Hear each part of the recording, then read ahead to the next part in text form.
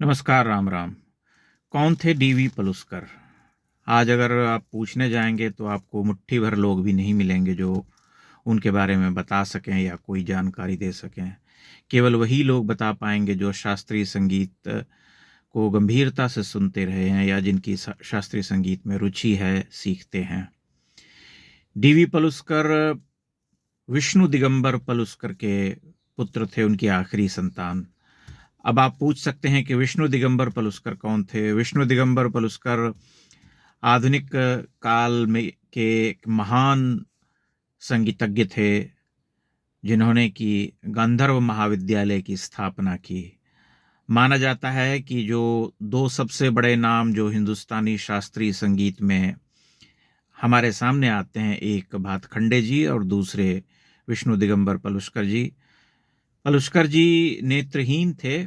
एक बार दीपावली में पटाखा चलने से उनकी आंखें जाती रही थीं, लेकिन उन्हें इस अर्थ में अत्यंत ही महत्वपूर्ण गायक और शास्त्रीय संगीत के महान रचयिता के रूप में याद किया जाता है कि उन्होंने संगीत को एक नया प्लेटफॉर्म दे दिया, शास्त्रीय संगीत को, गंधर्व महाविद्यालय को। क्योंकि उससे पहले केवल घरानों में ही सीखा जाता था, लेकिन गंधर्व महाविद्यालय के शुरू होने से आम लोगों के लिए रास्ता खुल गया। विष्णु दिगंबर पलुस्कर के पुत्र थे दत्तात्रेय विष्णु पलुस्कर, जिनका नाम डीवी पलुस्कर जो है शॉर्ट फॉर्म में लिया जाता है। और 26 अक्टूबर 1955 को उनका मात्र 33-34 वर्ष की आयु में निधन हो गया था। डीवी पलुस्कर बहुत कम आयु पा सके इस संसार में, लेकिन मात्र 33-34 वर्ष की आयु में ही जो उन्होंने शास्त्रीय संगीत को दिया, वो बहुत बड़े बड़े लोग जीवन भर गाने के बाद भी नहीं दे पाते हैं। उन्हें चाइल्ड प्रोडिजी कहा जाता था।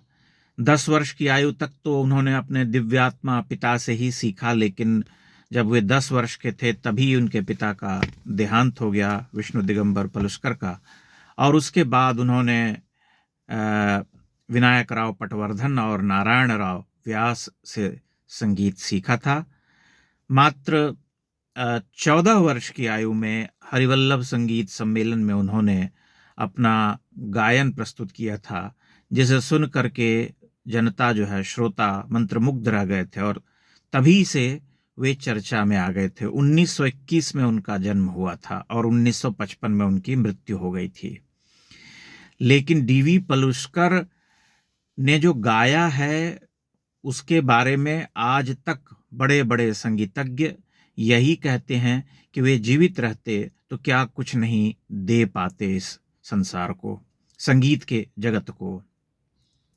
विशेष करके उनके गाए हुए जो भजन हैं वे अत्यंत ही लोकप्रिय हुए और उन्हीं भजनों की जो धुन है उसको ही बाद में अन्य गायकों ने अपने हिसाब से गाया। जैसे विशेष करके तुलसीदास के भजन सब उन्होंने बहुत सुंदर गाए हैं। जब जानकी नाथ सहाय करे और ठुमकी चलत रामचंद्र रघुपति राघव राजा राम।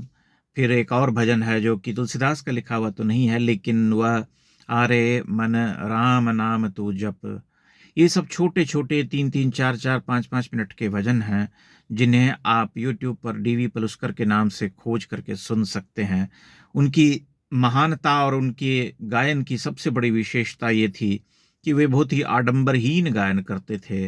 वह जटिल नहीं था, बड़ा ही सरल सहज था और श्रुतियों पर और सुर पर, स्वर पर उनकी बहुत बेजोड़ पकड़ थी।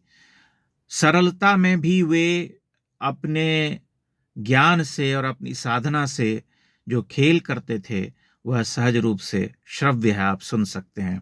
डीवी पलुस्कर ने सिर्फ 2 गाने सिनेमा के लिए गाए हैं। एक उनमें से अत्यंत ही प्रसिद्ध हुआ था जो कि बैजू बावरा फिल्म का गाना है। बैजू बावरा एक बहुत ही सुप्रसिद्ध और लोकप्रिय हिट फिल्म थी, आप जानते हैं।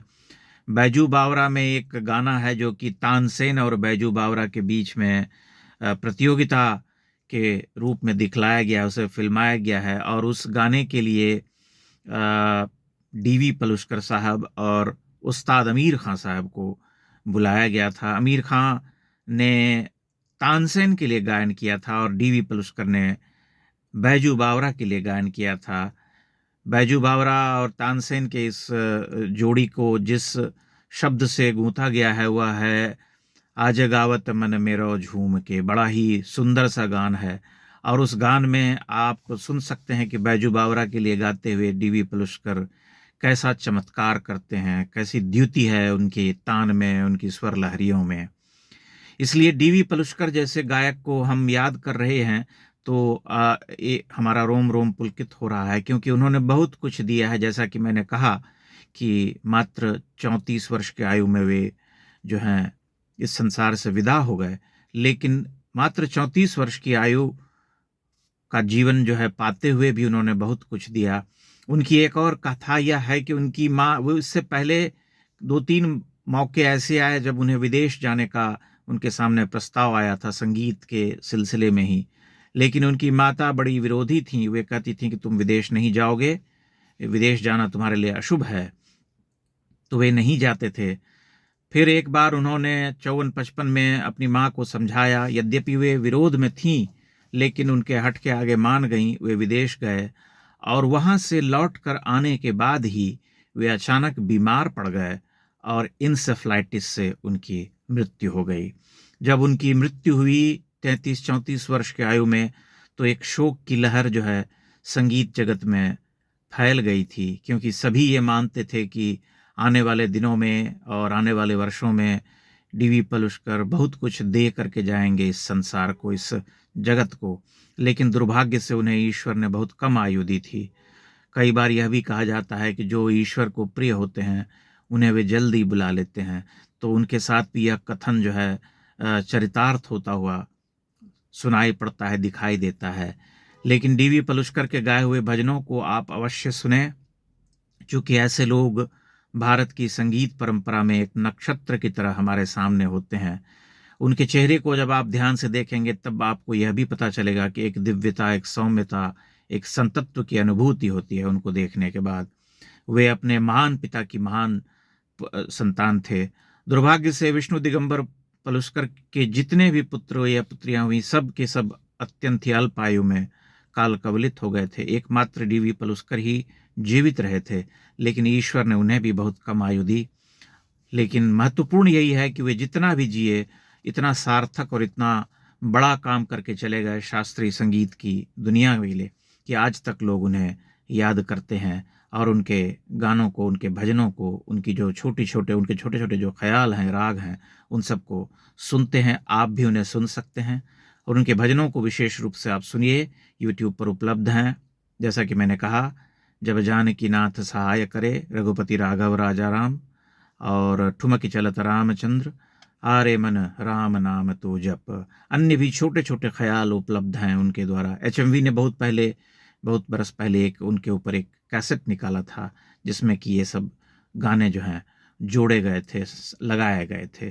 तो मैं समझता हूँ कि आप डीवी पलुस्कर के बारे में सुन करके आपको अच्छा लगा होगा और आप निश्चय ही उनके गाए हुए भजनों को सुनेंगे। बहुत बहुत धन्यवाद।